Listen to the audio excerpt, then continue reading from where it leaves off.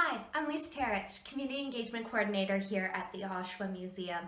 I'm currently in Henry House, which is our oldest museum building, built around 1840, and here at the museum we exhibit it like a traditional Victorian home.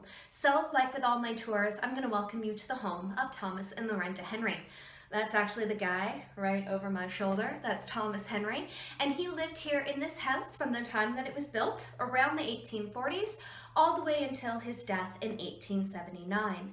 The house itself stayed in the family until the 1910s, when the last family member, William Henry, moved out. This might be one of my favorite rooms here in Henry House. First, because it's the first room that our guests get to see. It's the first glimpse into the house. But also it's this room that we start to introduce the family, talk about them. The fact that Thomas here, he used his study to help with his 3 different jobs. He was a harbor master for a couple years, and because all 3 of our houses are still standing on their original foundations, that means the Oshawa Harbor was just outside his front door. Nice short walk to work. He was also a farmer, so much of Lakeview Park was his farm at one point, and he was also a traveling minister in the Christian church. So he would have needed a room like his study so that he could tend to any business he needed tending to, prepare all of his travels, his correspondence, anything like that.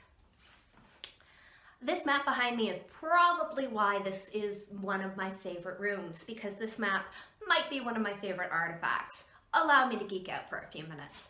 So this map is a Tackaberry map from 1862, which means that this map is 5 years older than Canada has been a country. It is a map of Canada West because that's what our province was known as at the time. We were Canada West, Quebec was Canada East, and together we were the United Provinces of Canada.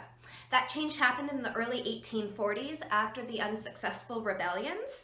Lord Durham came in, implemented some changes, we became the United Province of Canada, and we were that until 1867 when Confederation happened. I'll often encourage my visitors to take a look at the map, see if they can find Oshawa, and Oshawa can be found on the map if you look at the very eastern edge of what was called the County of Ontario. The County of Ontario went from Oshawa in the east, Pickering in the west, and as far north as Orillia and the County of Rama. All of those lines changed in the 1970s, so a lot of visitors start to look for us within Durham County, because today we're part of Durham Region. But all of those changed in the 1970s, and before then we were part of the County of Ontario. There's a lot of really cool features about the map as well. There's a lot of illustrations of some of the bigger cities and towns in our province at the time. There are smaller inset maps of the downtown cores of major cities as well, so you can look and see the downtown of London, Ontario, of Ottawa, Kingston, and Toronto. What's kind of cool is you can still theoretically use the map of Toronto today to help you get around downtown. However, if you're looking for anything south of Front Street, like where the Rogers Centre or the Scotiabank Arena is, you are going to be out of luck, because Front Street was literally the front street to the lake. But I think my favorite feature of the map is something called the timetable, because in the 1860s, they didn't have standard time like we do today.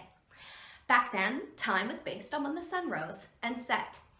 So each town had its own time zone. If it was 12 o'clock in Ottawa, you could use that time map and figure out that it was 11:47 here in Whitby, or 11:43 and 8 seconds in Toronto.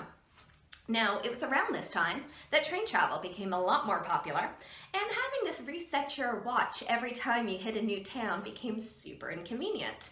So, standard time came about not much longer after this. Finally, in the study, we have a family tree, which helps us illustrate to visitors Thomas and his family. He was actually married twice. With his first wife, Elizabeth, they had one daughter who unfortunately passed away after only a couple days old. Then they had 5 surviving sons. Elizabeth passed away in 1829, and Thomas found himself a single father with 5 young boys. Not long after, he met and married Loretta Abbey, and together they had 10 children of their own. For those of you keeping track at home, that's right, it is a grand total of 15 children, 11 boys and 4 girls. Not all 15 kids would have lived in the house at one time. As you can imagine, that's a lot of kids. And there was a really big age difference between the oldest son, John, and the youngest daughter, Jenny. There was over 30 years between them. So not all 15 kids lived in the house at once. But because of census records, we know that there was anywhere between 8 to 9 of those 15 kids living in Henry House, along with Thomas, Lorenda, and the 1851 census tells us that they had a servant named Mary Cameron living with them as well. So regardless, this would have been a very busy home. Finally, one of the questions that we always get asked is, does everything here belong to the family? If I told you that, I would be lying, so I will not say that. Our mandate here is Oshawa. So everything that we have on display was either owned by an Oshawa family or made here in Oshawa, but we do have some exceptions. Behind me is a desk which was owned by Thomas's grandson, and the chair with the lovely yellow backing was Thomas's himself. Where possible, we have furnished Henry House with family objects. However, all of the rest of the objects do in fact have that Oshawa provenance, even if it doesn't directly relate to the Henry family.